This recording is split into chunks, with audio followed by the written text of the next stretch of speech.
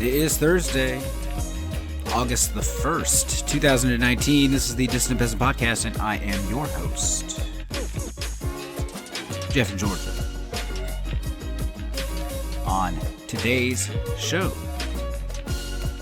the political right and the sword of victimhood. Yes, just a little trope that I've noticed among the right wing, the modern media era, how to turn compassion into a weapon. I'm going to talk a little bit about that and about the OG of that trend in the modern media era, in my opinion.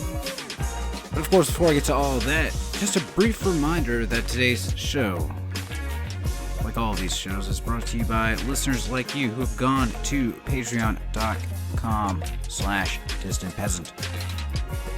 They have become recurring donors for as little as $1 a month. They've joined my angry mob, and I appreciate each and every one of their donations. Thank you very much. There are a lot of podcasts that are basically avenues for parasocial relationships, like friendship simulators. I'm sorry, I'm not really into that sort of thing. I instead am actually your friend and would actually like you to give me money. So if you're my friend, you should do that. And as a listener, of course, you are my friend. Furthermore, I could use a little bit more help. I'm bad at promoting myself. I'm sorry. I hate doing it. But this show is on iTunes. It's on Stitcher. And I cross-post this to YouTube as well. So feel free to look me up on any of those sites. Just look for Distant Peasant, and you will find it. Perhaps leave me a review on iTunes, but only if it's positive. If it's negative, then don't review the show. All right, with all that out of the way, just one more brief thing before I get into the meat. I did suffer a death in the family recently. My father-in-law has passed away. We were not particularly close, and I'm doing okay. Everything's okay here. I just want to say thank you to everyone who offered their condolences to me and my wife for that event. We really appreciate it. Thank you very much. All right, so I got 3 quotes that I want to read to you. We'll talk about what they have in common. Here's the first one. Quote, "Christian bashing is increasingly popular. It has become a favorite pastime among journalists in the liberal media and among liberals in education, the arts, and politics. Bigotry is back in style, and the politically correct form of it is to assault Christians. Often it is those who preach tolerance, non-judgmentalism, and intellectualism who are most intolerant." That's from some asshole named John F. MacArthur Jr. His 2005 book, The Power of Suffering, Strengthening Your Faith in the Refiner's Fire. Here's another one. Quote, "This is anti-Americanism at its most radical and totalizing. Its goal is not to advise, but to condemn, not to fix, but to destroy. It repudiates every thought of reform in any normal sense. It sees no difference between American liberals and American conservatives. It views every American action, both present and past, as an act of deliberate oppression and systematic exploitation. It is not that America went wrong here or there. It is that it is wrong root and branch. The conviction at the heart of those who engage in it is really quite simple, that America is an unmitigated evil, an irredeemable enormity. This is the specter that is haunting the world today. Indeed, one may even go so far as to argue that this America bashing is the fundamental organizing principle of the left as it exists today. To be against America is to be on the right side of history. To be for it is to be on the wrong side." That was Lee Harris at the Hoover Institution, writing just 3 months before the United States invaded Iraq in March of 2003.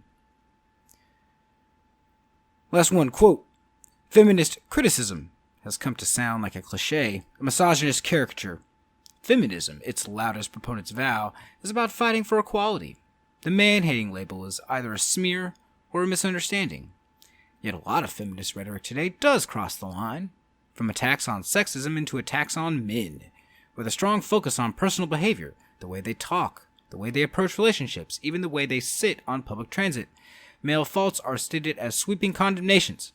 Objecting to such generalizations is taken as a sign of complicity. Meanwhile, similar indictments of women would be considered grossly misogynistic. This gender antagonism does nothing to advance the unfinished business of equality. If anything, the fixation on men behaving badly is a distraction from more fundamental issues, such as changes in the workplace to promote work-life balance. What's more, male bashing not only sours many men, and quite a few women, on feminism, it often drives them into internet subcultures, where critiques of feminism mix with hostility toward women. That was Kathy Young writing in the Washington Post, June of 2016. So what all these shithead right-winger quotes have in common? Among other things, well, in each case, a system of oppression, at least in the United States today, with a history of privilege or even total domination over other groups of people, has had the role of victim appropriated for them. These three very serious and important authors have dressed their causes in the robes of martyrdom, even as their boots grind into the necks of their actual victims, who sometimes drove their tormentors to this place, don't you know? In terms of the first quote, the Christian church in America, to the extent that that is a thing, absolutely saturates our language, culture, even our damn holidays, and our politics. To the extent that there are a few people who think things would be better if this were not so, and would prefer the state and politics to be a secular endeavor, we are an evil pack of Pharisees, to John F. MacArthur Jr. and his like. In the second quote, the United States of America itself, that is the actual state apparatus, and that government's relationship with the rest of the world post-World War II has absolutely been one of repeated military and terrorist actions in many cases, with really no signs showing as yet that that's going to slow down at all. Now, pointing that out to anyone is the real trouble. And anyway, you probably think everything America is and ever has done is bad. Literally, he wrote this 3 months before Uncle Sam metaphorically stuck his dick into an electrical outlet on the vague notion that something bad might happen if he didn't. In the last quote, for the vast majority of American history, women, to say nothing of those who have a non-binary gender identity, did not even have a sort of rudimentary de jure equality. If you were not a man, to inherit and hold property wasn't guaranteed, depending on time and place. For you to vote was pretty unthinkable till the late 19th century at the very earliest. To pursue a professional career of any kind was literally a joke.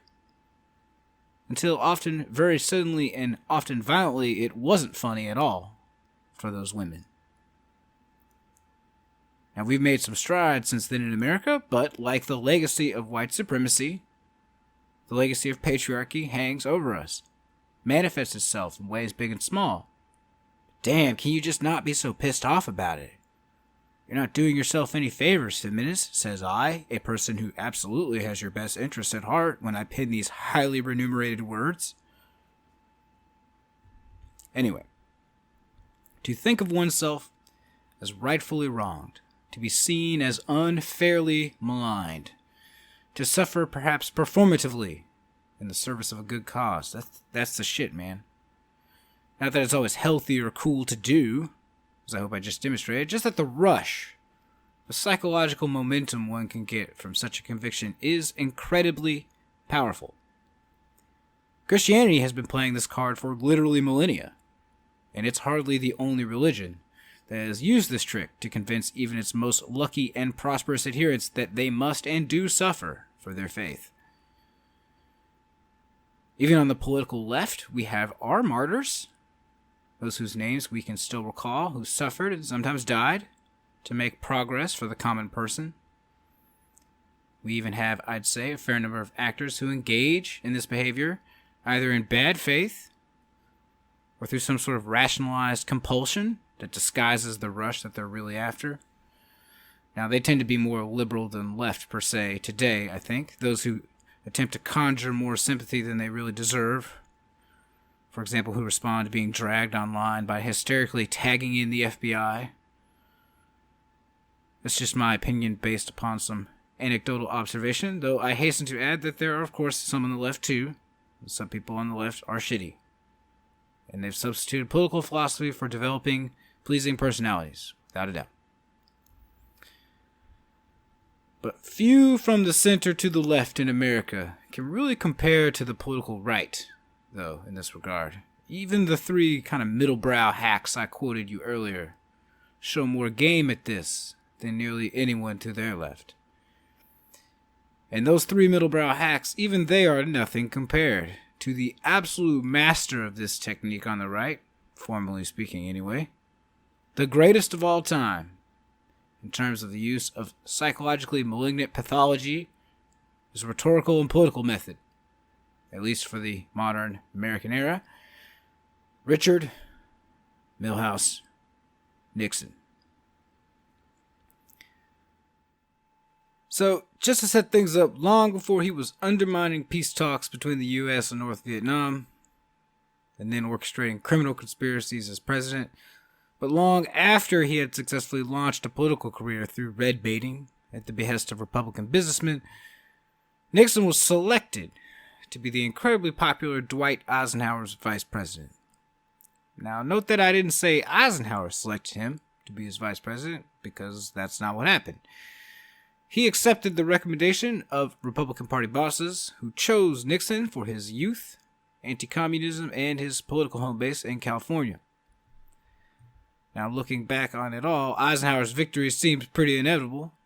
The immensely popular general of the Allied invasion of Germany, strong bipartisan appeal. His victory pretty much was inevitable. But it isn't true that Nixon's ascent to the vice presidency was ever as secure as Eisenhower's path. In mid-September 1952, a scandal erupted that threatened to sink Nixon's spot on the presidential ticket.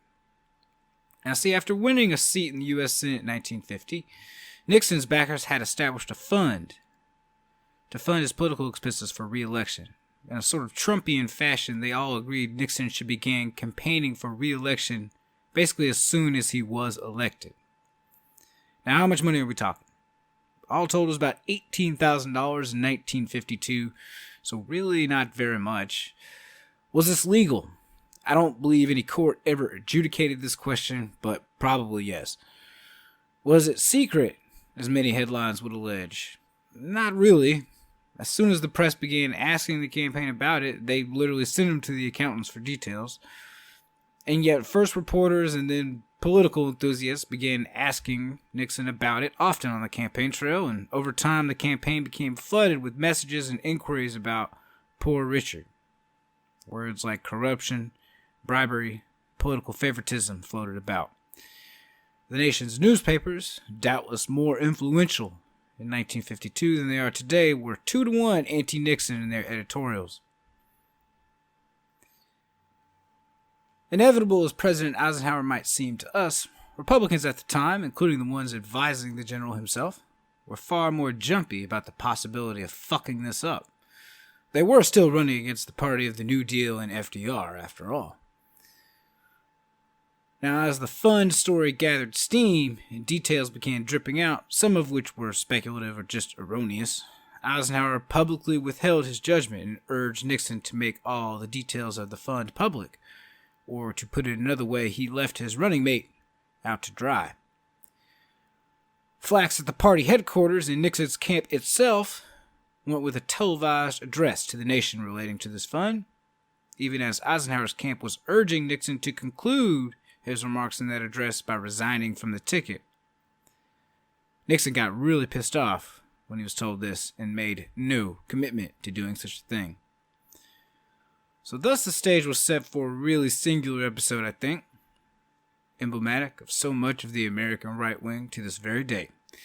A sort of maudlin, emotional, angry performance of a powerful man. Brett Kavanaugh's performance in front of the United States Senate was quite reminiscent of the speech Nixon was about to give, though the allegations against Nixon far less serious. Clarence Thomas's Supreme Court hearing much the same, where you take a political weakness against you and you turn it into a strength by emotionally manipulating people, consciously or not, into rallying to your defense against your opponents. Opponents that, whatever flaws you might have, are so bizarre and hated in their drive to institute a high-tech lynching, as he called it, that they simply cannot be allowed to win. Now, this trick is as old as humanity, no doubt. But for modern media, this incident would set a style that is only now beginning to lose a little bit of its dominance. The more elite and dominant your position, of course, the harder you have to conjure phantom arrows to wound you. Now, I would never subject you to clips of the speech itself, which is usually just called the checker speech, and I'll explain why in a second. It's about a half hour long, and I'll tell you exactly how it goes. He begins by lamenting charges of corruption against Democrats are too often ignored or dismissed.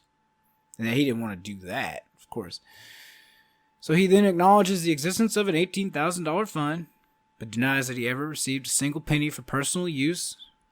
He protests that he refused to put his wife on the staff payroll like some Democrats might do, and that he wasn't rich, so that the money was used to pay for campaign expenses without charging you, the poor, put-upon taxpayer.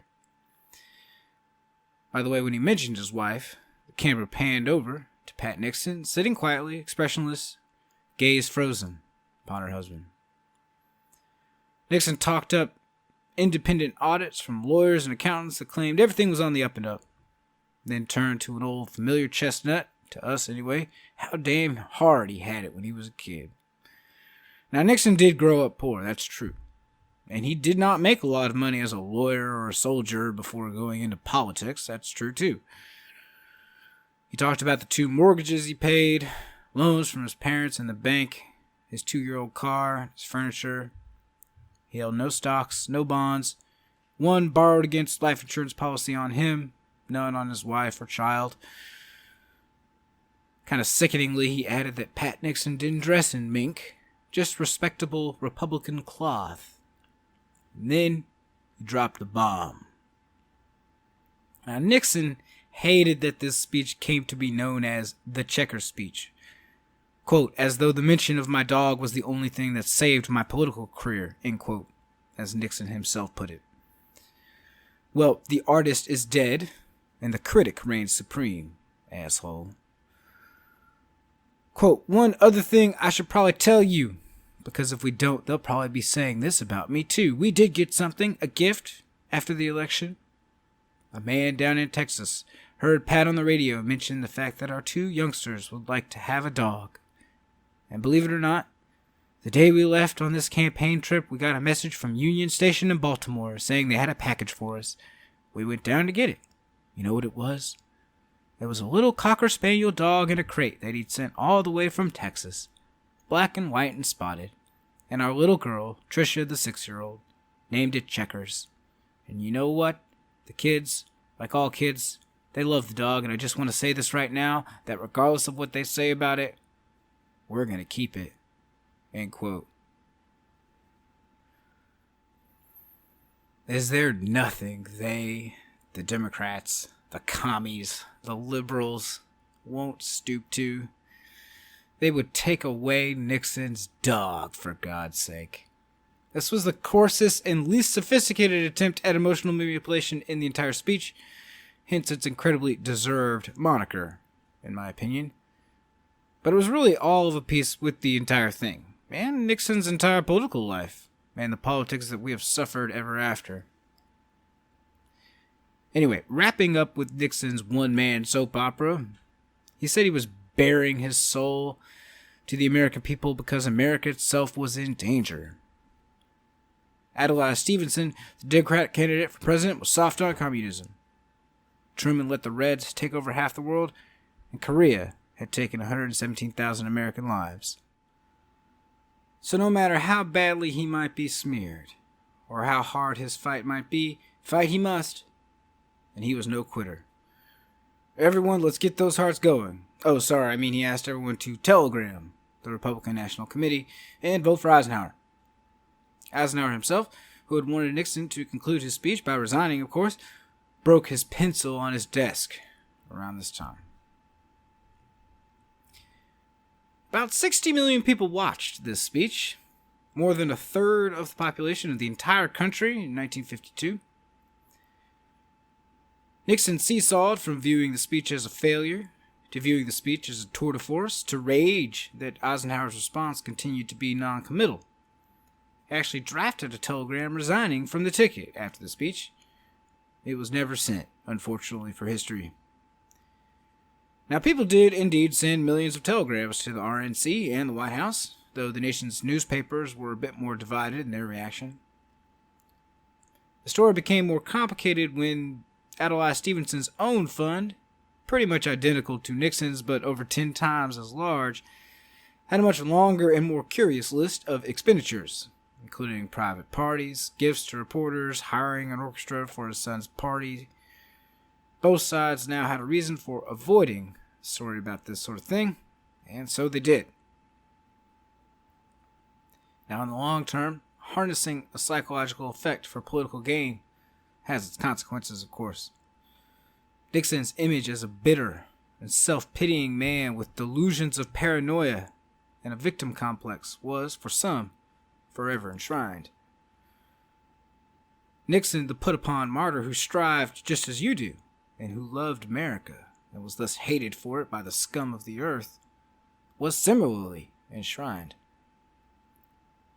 Over half a century later, the political right in America's insistence that they claim both the mantles of victimhood and of dominance has only increased.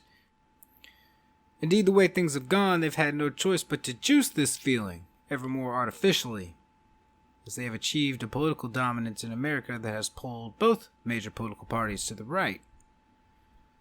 In the years since Nixon's speech in 1952, they have become increasingly reliant on a wider, older, and smaller share of votes to win elections, and have had to rely ever more heavily on the creaky old technicalities of a constitution that's getting quite a bit ragged to seize and keep political power.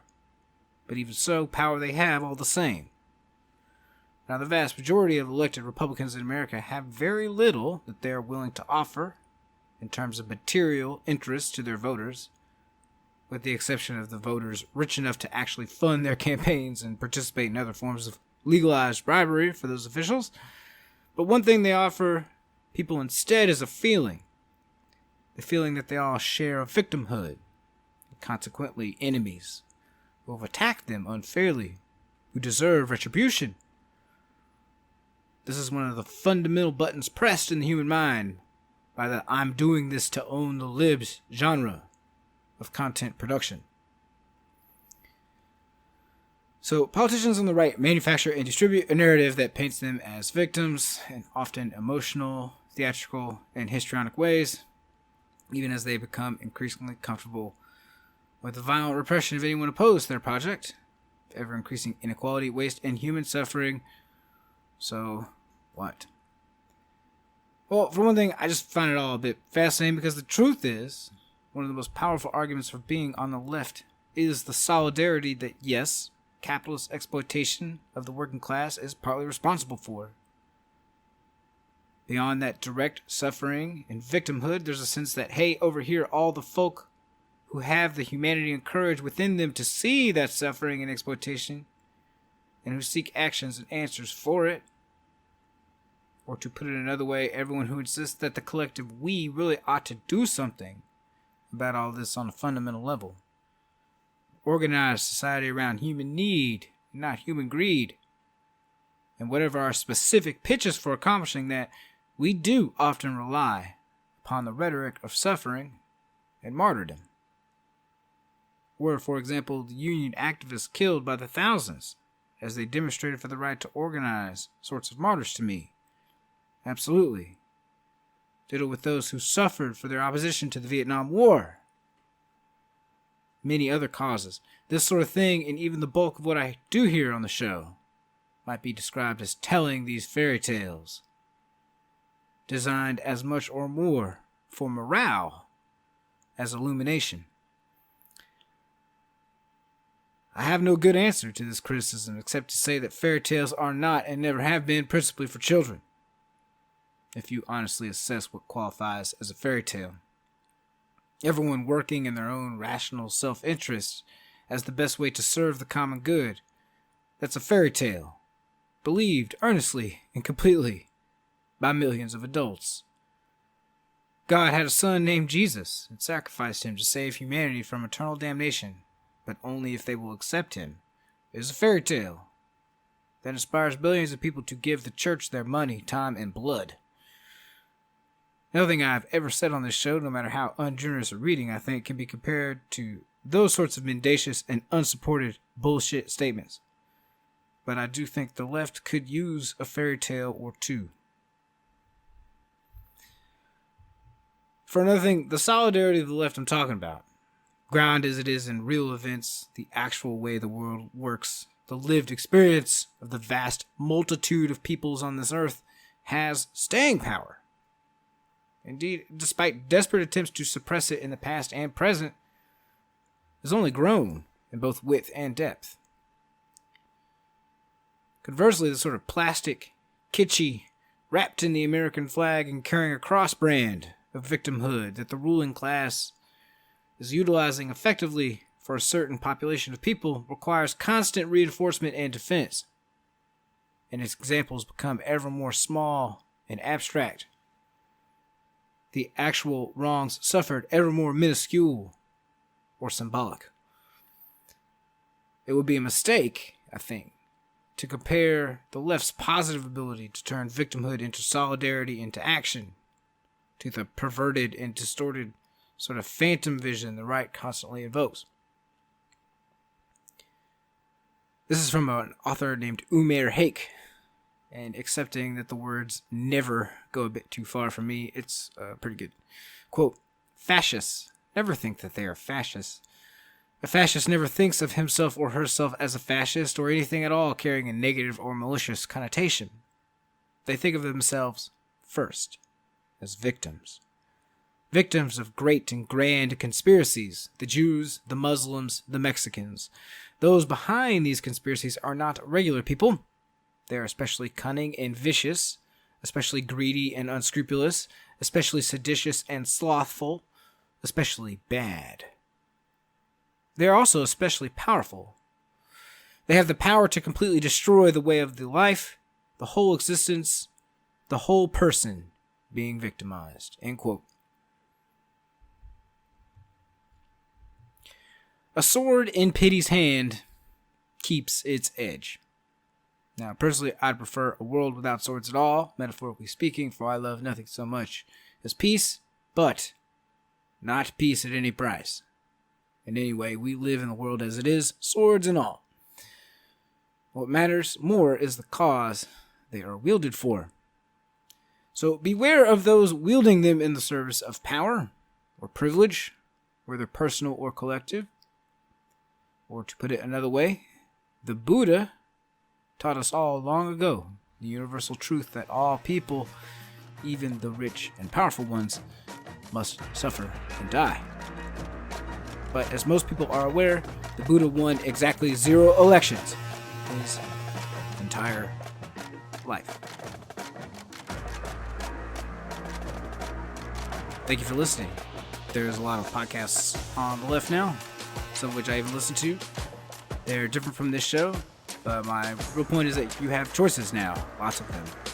And the fact that you chose to spend about a half hour with me is really cool and appreciated. In exchange for that, I do my best to write a show and deliver something to you that values that time. So, thanks a lot. If you want to support the show, remember, you can go to patreon.com/dissidentpeasant. Leave a review on iTunes. Check me out on Stitcher. There's a PayPal button at my website, dissidentpeasant.com. See you next time.